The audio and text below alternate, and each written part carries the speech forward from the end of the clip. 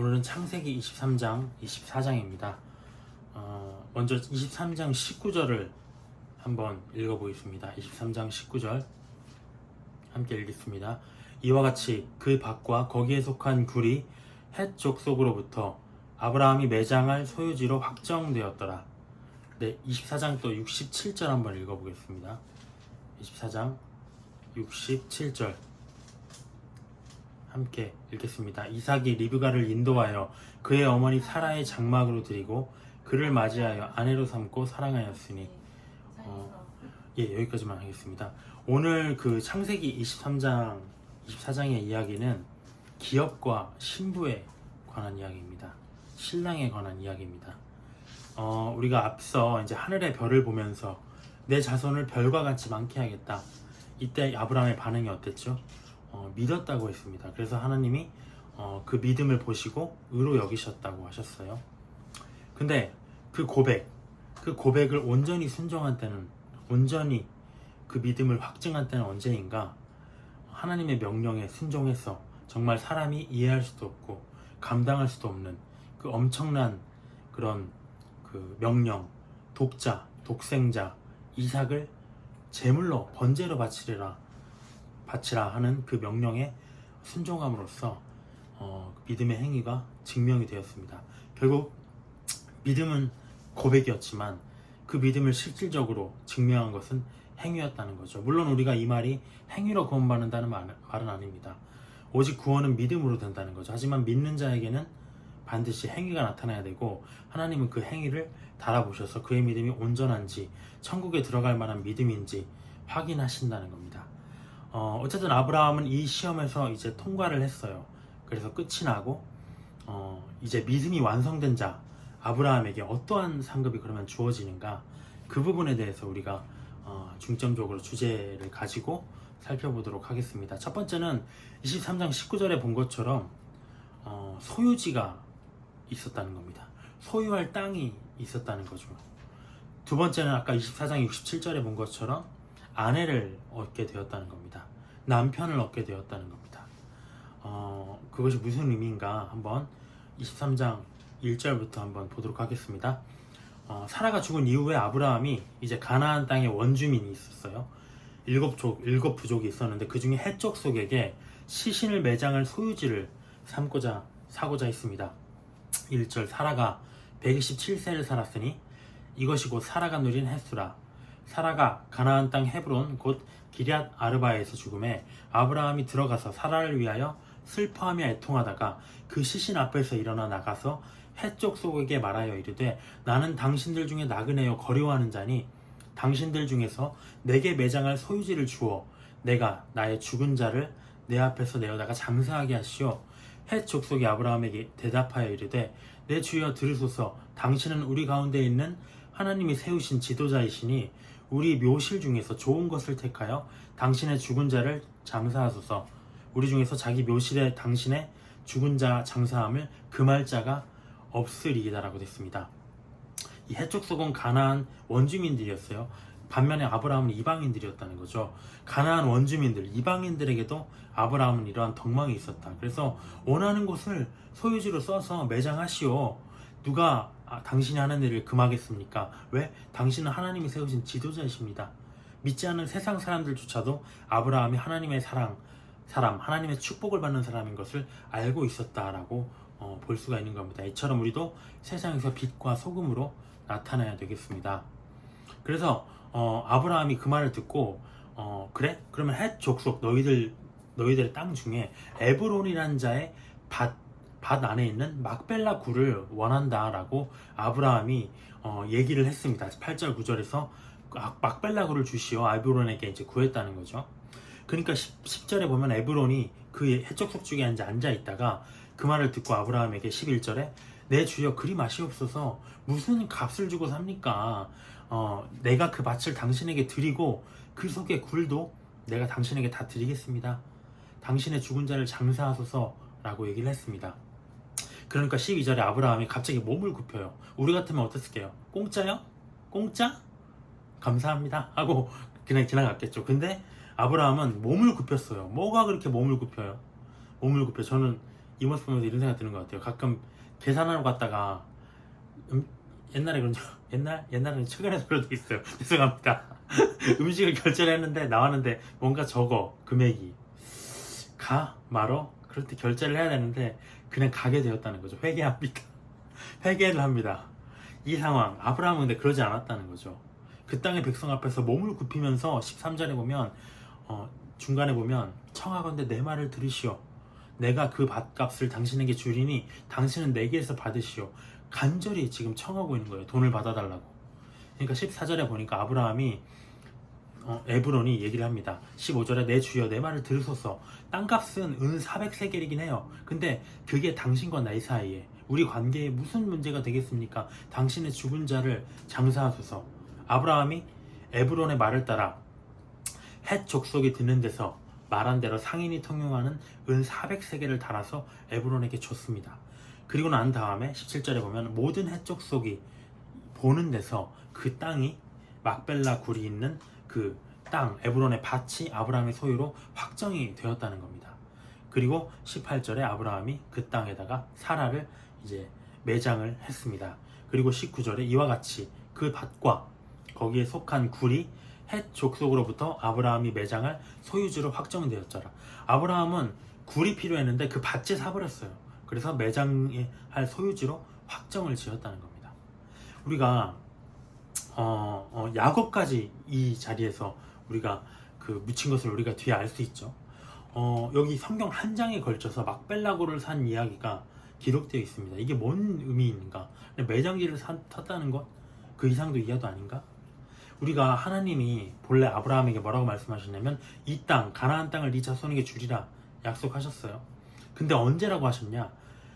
아브라함이 표적을 원하니까 그 표적을 드린 다음에 그 제물을 드린 다음에 하나님의 명령대로 하나님이 그때 표적을 말씀해 주셨죠.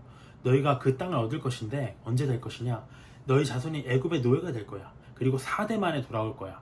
그때 너희들이 이 땅을 얻을 거야 라고 얘기를 하셨다는 거죠. 400년의 시간이 있을 것을 아브라함은 예상을 했습니다. 그래서 그 400년의 시간 동안 그럼 어떻게 되겠어요? 가나안 땅에 대한 소망이 자손들에게 남아있을까요?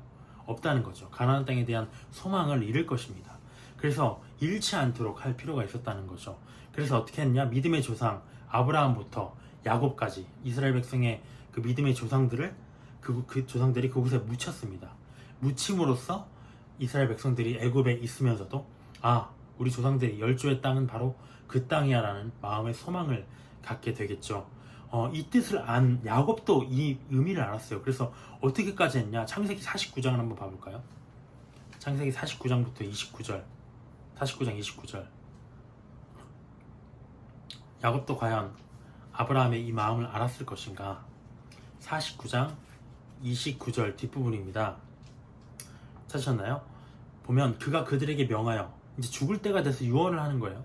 내가 내 조상들에게로 돌아갈리니 나를 햇사람 에브론의 밭에 있는 굴에 우리 선조와 함께 장사하라. 선조가 누군가요? 아브라함과 이삭 그리고 그의 부인들입니다. 이 굴은 가나안 땅 마므레 앞 막벨라 밭에 있는 것이라 아브라함이 햇사람 에브론에게서 밭과 함께 사서 밭재로 사버린 거예요.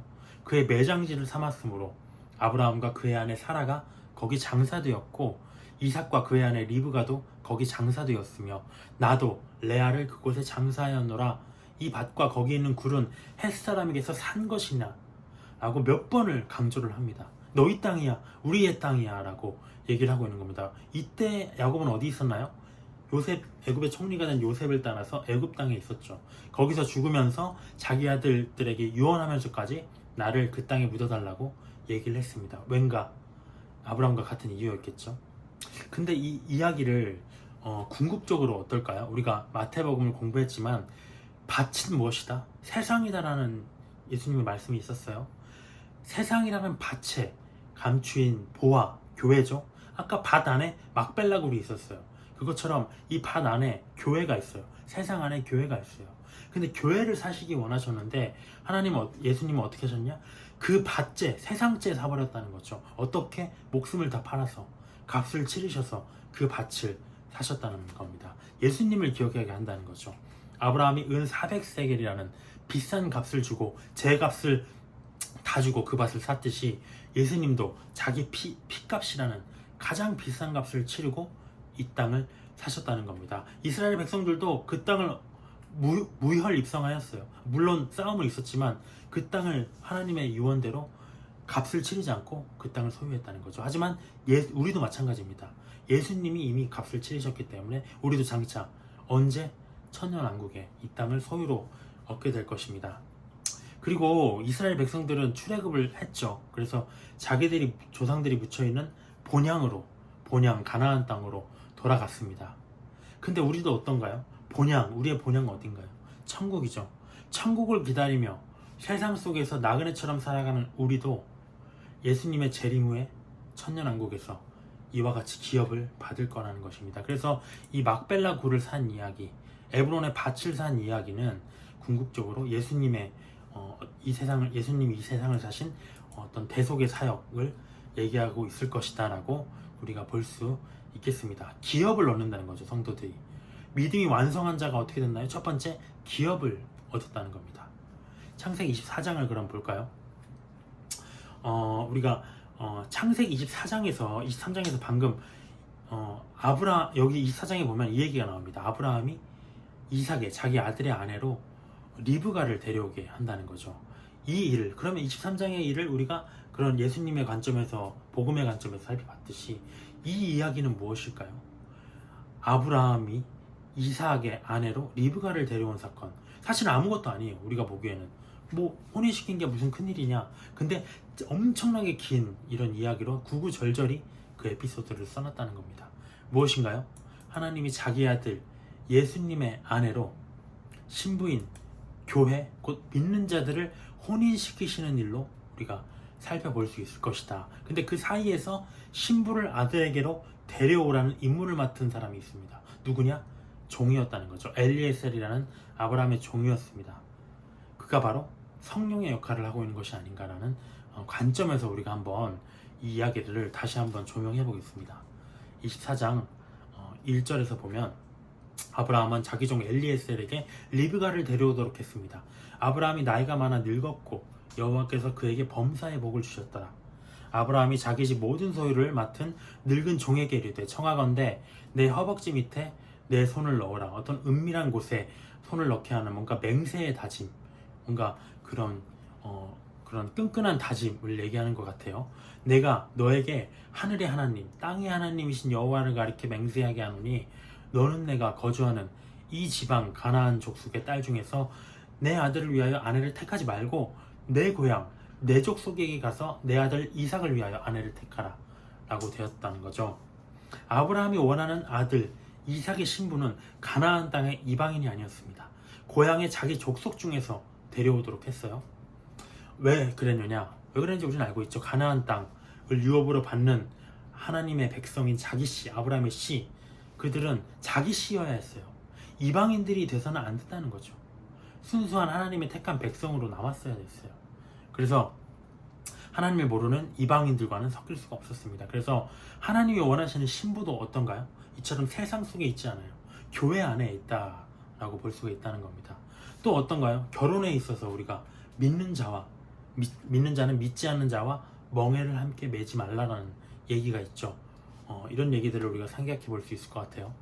근데 2절에 보면 종이 등장을 합니다. 늙은 종이라고 등장을 해요. 근데 우리가 앞서 이 종의 이름을 얘기를 했었습니다. 누구냐? 엘리에셀이라는 겁니다. 엘리에셀. 우리가 엘리에셀이라는 뜻은 하나님은 도움이시다라는 뜻이래요. 에셀이라는 뜻은 도움이라는 뜻이랍니다. 돕는 자. 우리가 이 신약의 관점에서 돕는 자가 누구죠? 요한복음 14장 26절에는 이렇게 되어 있습니다. 보혜사 곧 아버지께서 내 이름으로 보내실 성령 그가 너희에게 모든 것을 가르치고 내가 너희에게 말한 모든 것을 생각나게 하시리라. 누군가요? 보혜사가 돕는 자라는 뜻이라는 거죠.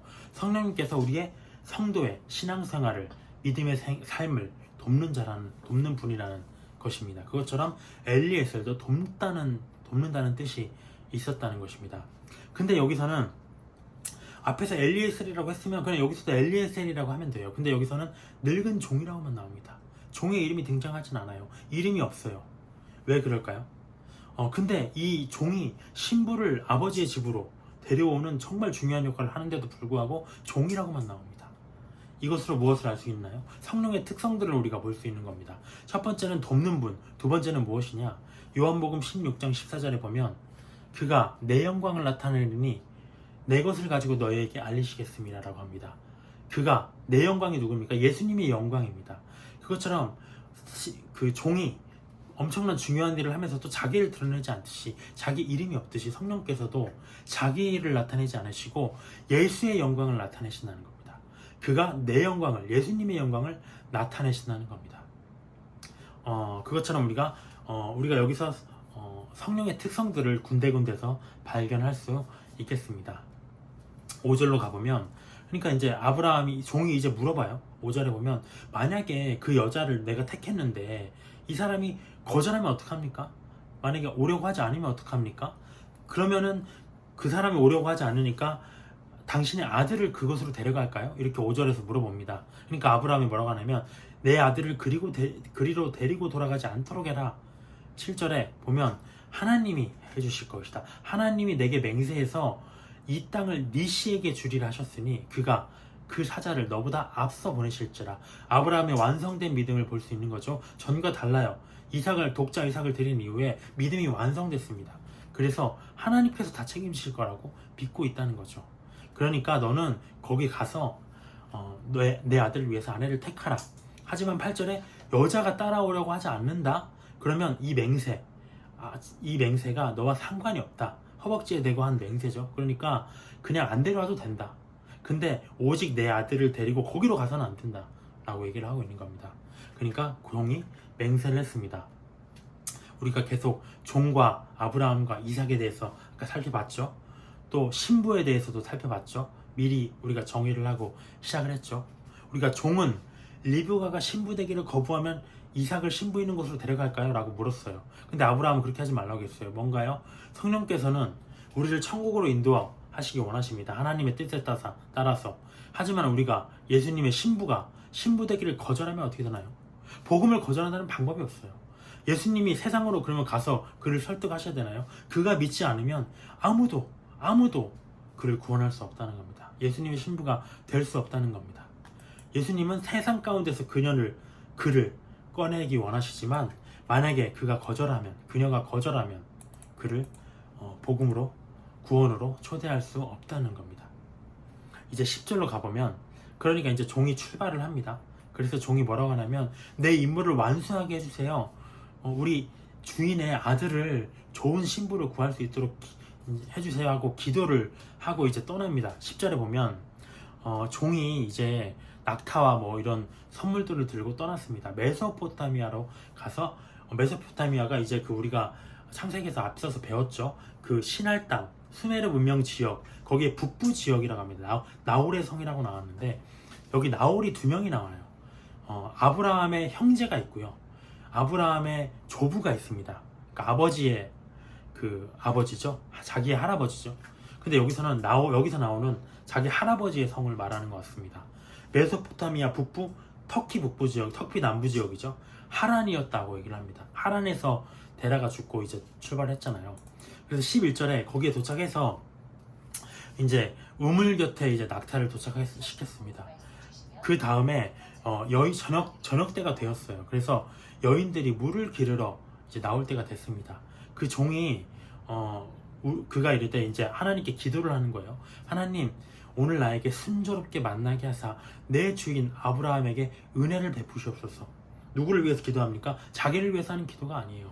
나에게 순조롭게 만나게 하사라는 건 뭐냐면 아브라함의 뜻, 아브라함의 명령, 아들 이삭의 신부를 우리가 순조롭게 구할 수 있도록 해주시옵소서 하고 중보하고 있는 겁니다. 13절에 보면 이제 딸들이 이제 물 기르러 나오기 시작했습니다.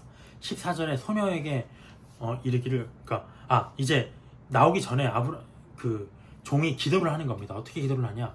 내가 어떤 사람이 하나님이 택한 사람인지 모르기 때문에 이런 표적을 주십시오. 만약에 이 물 기르러 나오는 사람의 딸들 중에 한 명이 내가 여기 우물 곁에 서 있었는데 14절에 보면 갑자기 자기가 소녀에게 물동이를 기울여 나로 마시게 하라 했는데 그의 대답이 마시라. 내가 당신의 낙타에게도 마시게 하리라 하면 그는 주께서 주의 종 이삭을 위하여 정하신 자라. 이로 말미암아 주께서 내 주인에게 은혜 베푸심을 내게 알겠나이다 라고 얘기를 한 겁니다. 그 여자가 그렇게 나한테 행하면 내가 하나님이 택한 그 신부인 줄을 알겠습니다 라고 종이 기도를 한 겁니다. 이러한 기도의 방법을 했던 사람이 누가 있을까요? 자, 이후에 나오는 사람 중에 우리가 기드온이 생각나지 않나요? 이 양털 이슬이 내려서 이 양털 빼고 나머지가 적게 해주십시오. 그럼 하나님 뜻인 줄 알겠습니다. 또 반대로 어떻게 하나요? 하나님 한 번만 더 구하겠으니 이번에는 양털만 적고 나머지는 적지 않게 해주십시오. 그 모든 것으로 하나님의 뜻을 분별했다는 거죠. 우리가 이렇게 해주시면 하나님의 뜻인 줄 알겠습니다. 근데 우리가 자기 욕심을 위해서 이런다면 어떨까요? 하나님 이렇게 해주시면 내가 원하는 것을 성취하는 걸로 알겠습니다. 이거는 미신이에요, 미신. 근데 하나님의 일을 구하는 데 있어, 하나님의 뜻을 구하는 데 있어서 내가 이 방법을 쓸 수 있다는 겁니다. 그게 바로 하나님의 뜻을 구하는 기도가 될 수 있다는 겁니다. 근데 종이 좀 특별한 점을 발견하지 못했나요? 종이 아브라함이 어디로 가라고 했죠? 내 고향, 내 친족. 근데 아브라함의 고향은 어디입니까? 갈대아 우르예요, 사실. 이 하란은 자기의 고향이 아니에요. 자기의 고향이 아니에요. 아버지의 고향, 또 나홀의 성이라고 했으니까 할아버지의 고향이었던 거죠. 근데 종이 우르로 가지 않고 하란으로 갔어요. 근데 왜 그렇게 갔을까요? 아브라함이 고향으로 가라한 취지는 뭡니까? 고향이 중요한 게 아니에요. 고향이 물론 중요하지만 고향에 뭐가 많기 때문에, 친족이 많기 때문에, 친족, 주인이 원하는 그 뜻을, 본 뜻을 알고 있었다는 거죠. 우리 종의 이 자세, 성령님은 어떠하실까요? 고린도전서 2장 10절에 보면 오직 하나님이 성령으로 이것을 우리에게 보이셨으니 성령은 모든 것, 곧 하나님의 깊은 것까지도 통달하시느니라고 됐어요. 우리는 잘 모르지만 하나님의 깊은 뜻까지도 다 아신다는 겁니다. 이처럼 종도 아브라함의 뜻을 알고 있었습니다. 그리고 종이 이제 이게 세 번째 특징이겠죠. 하나님의 뜻에 통달하는 것. 그럼 네 번째 특징이 뭐가 있을까요? 종이 주인에게 받은 명령, 이것을 위해서 이삭의 아들의 신부, 또 신부의 신랑을 위해서 하나님께 기도했다는 겁니다. 뭔가요? 성령께서도 우리를 위하여 중보하시는 분이라는 거죠. 중보하시는 분이다, 성도는.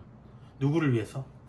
이와 같이 로마서 8장 26절에 보면 이와 같이 성령도 우리의 연약함을 도우시나니 우리는 마땅히 기도할 바를 알지 못하나 오직 성령이 말할 수 없는 탄식으로 우리를 위하여 친히 간구하시느니라. 우리를 위하여 간구하시는 분이라는 거죠. 자기를 위해서 간구하는 게 아니라 우리의 뜻을 이루기 위해서 중보하시는 분이시라는 거죠. 이 부분을 또 우리가 발견할 수 있겠습니다. 그래서 15절에 보면 이제 종이 떠나요. 그렇게 기도를 한 다음에 리브가를 이제 만나게 됩니다. 말을 마치기도 전에라고 했어요. 우리가 다니엘서에 보면 기도를 마치기도 전에 어떤 일이 성취되었다는 얘기가 있잖아요. 그것처럼 말을 마치기도 전에 리브가가 물동이를 메고 나왔어요. 그는 누구냐면 아브라함의 동생 나홀. 여기는 동생 나홀입니다. 아까는 이 지역은 나홀의 성이라고 했잖아요. 아브라함의 할아버지의 성이었고 여기는 나홀, 아브라함의 할아버지가 아니라 형제 나홀의 아내 밀가의 아들 부두엘의 소생이었다고 얘기를 합니다. 아브라함의 친족이었다는 거죠. 그래서 16절에 보면 그 소년은 보기에 심히 아리답고 지금까지 남자가 가까이 하지 아니한 처녀더라. 그가 우물로 내려가서 물을 그 물동이에 채워가지고 올라오는지라. 종이 마주 달려가서 이르되 청하건대 내 물동이에 물을 내게 조금 마시게 하라. 종이 기도한 것처럼, 하나님께 기도한 것처럼 지금 한번 테스트 해보고 있는 겁니다. 그러니까 18절에 보니까 그녀가 내 주여 마시소서 하면서 급히 그 물동이를 손에 내려 마시게 하기를 다하고 이르되 당신의 낙타를 위하여서도 물을 길어 그것들로 배불리 마시게 하리이다라고 합니다. 아까 누군가요? 그 종이 기도했던 것처럼 그대로 지금 성취가 되고 있는 거죠. 그리고 20절에 급히 물동이에 물을 그가 구유에 부었어요. 우리가 짐승들이 먹는 물통에 붓고 다시 기르려고 우물로 달려갑니다. 급히 마시게 합니다. 정말 우리가 앞에서 아브라함도 급히 그 천사들을 대접했다고 하잖아요. 그것처럼 아이고 이 손님들이 혹시나 갈증나면 어쩔까, 이 짐승들이 갈증나면 어쩔까 하고 급히 뛰어다니면서 물을 길었다는 거죠.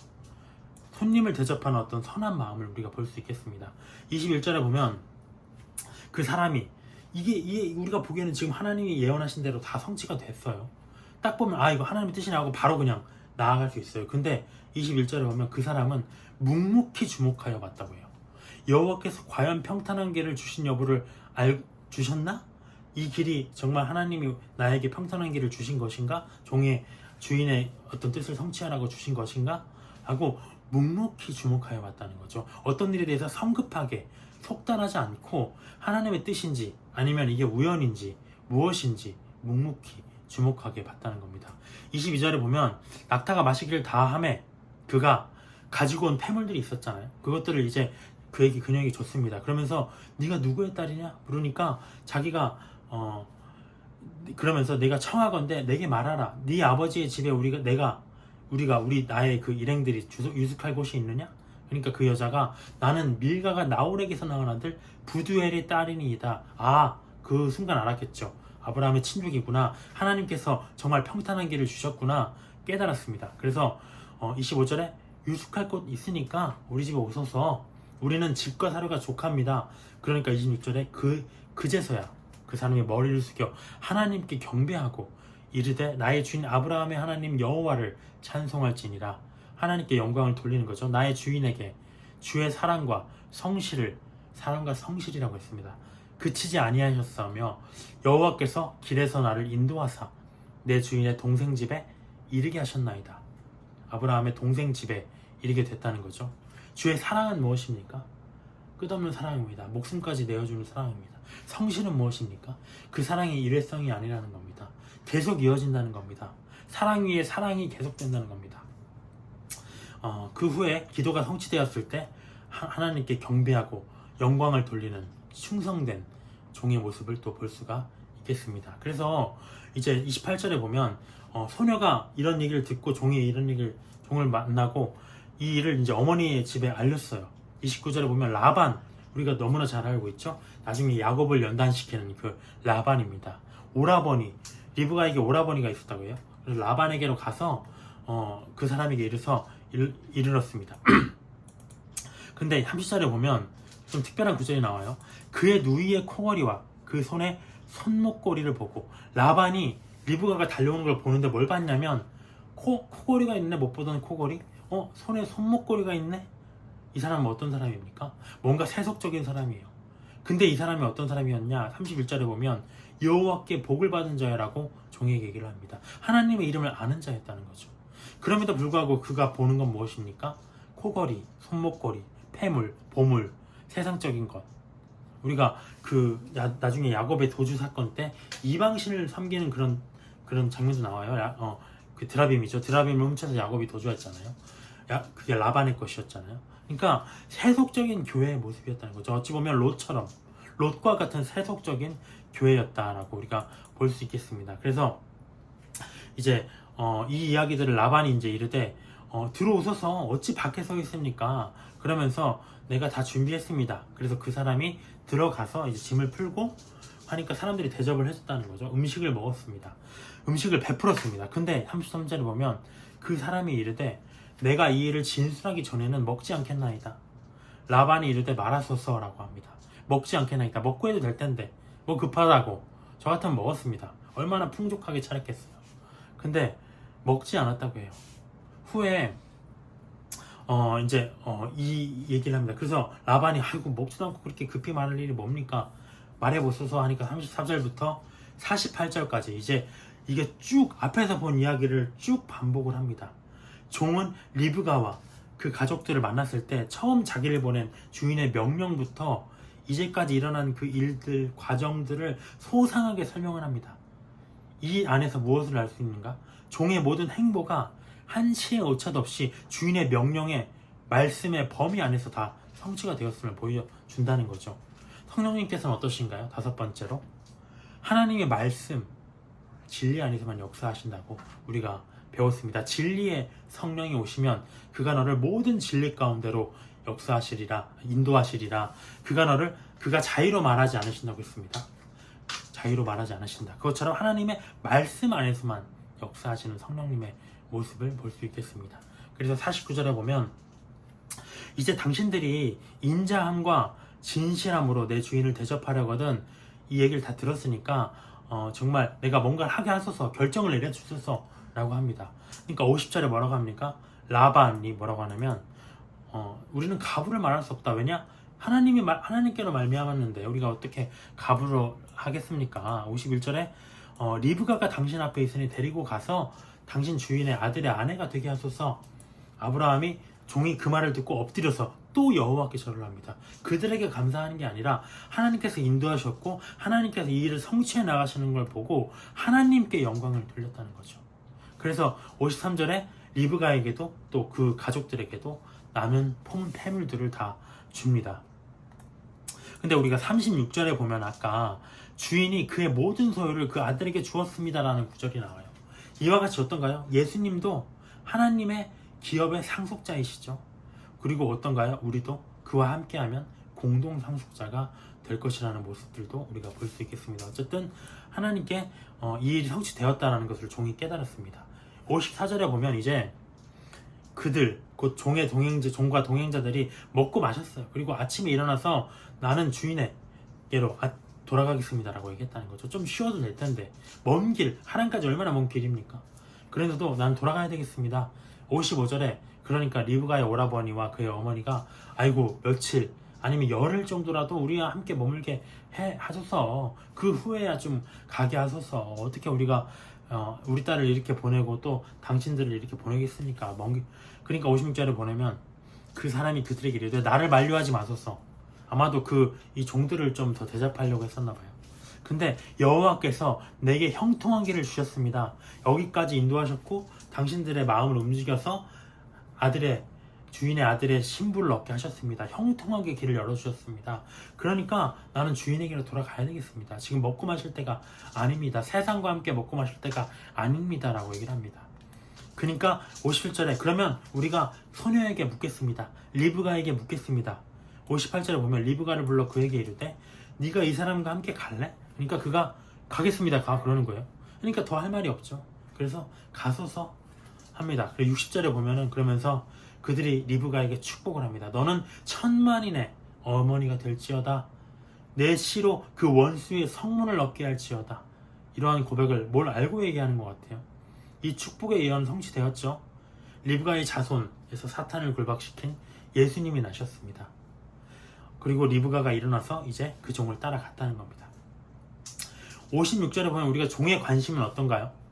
온통 신부를 데려오는 주인의 일을 성취하는 데만 관심이 있어요. 아까 우리가 하나님의 말씀 안에서만 역사를 한다고 했는데 하나님의 일을 성취하는 데만 관심이 있어요. 자기의 것은 아무것도 없어요.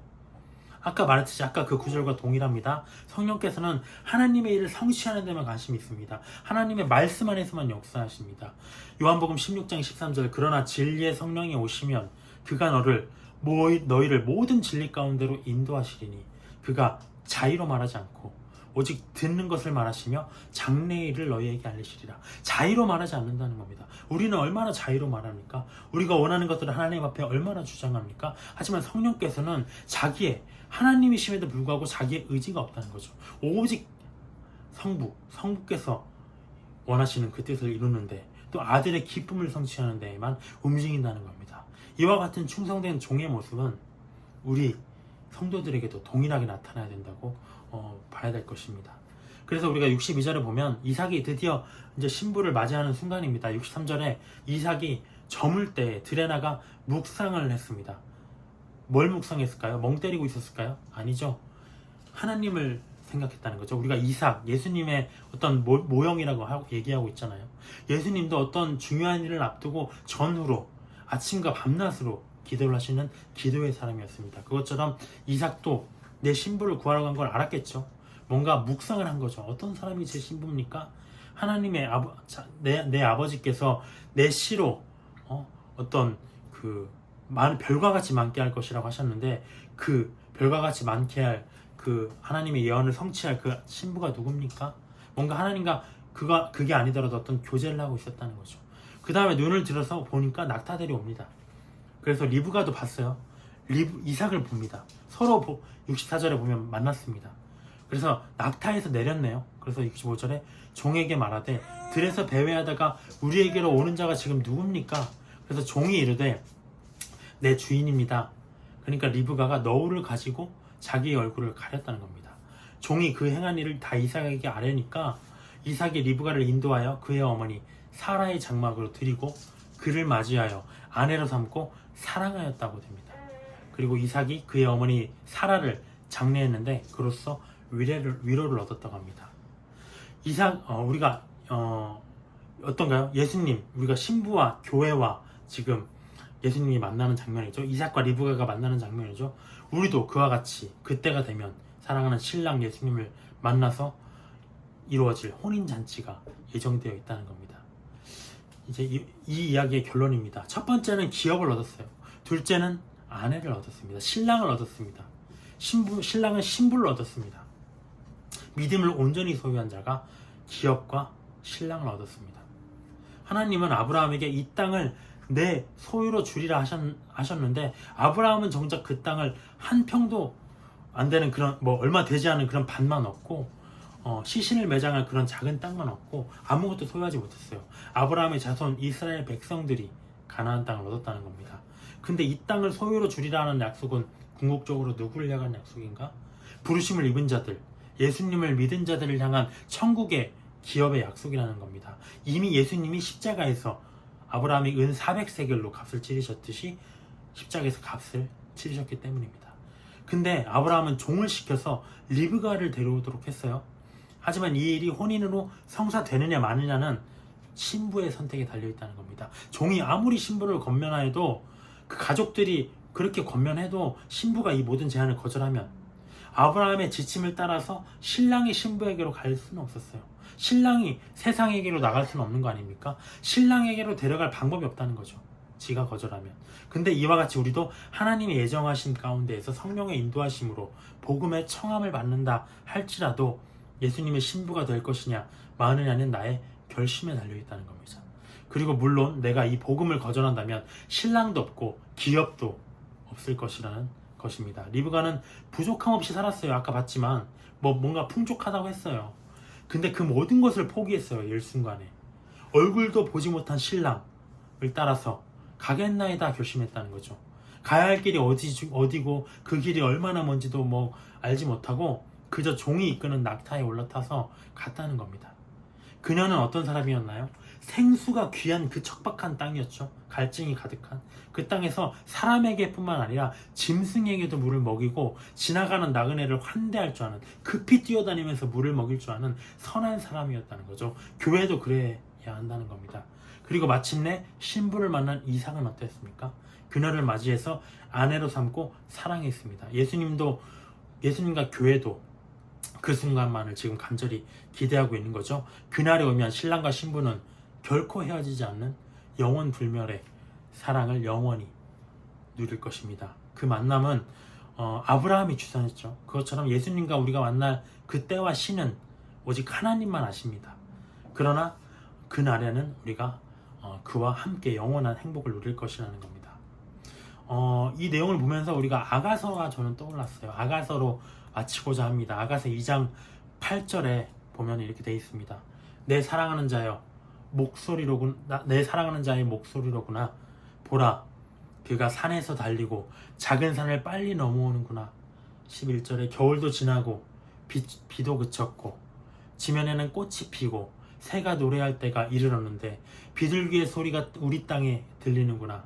무화과 나무에는 푸른 열매가 익었고 포도나무는 꽃을 피워 향기를 토하는구나.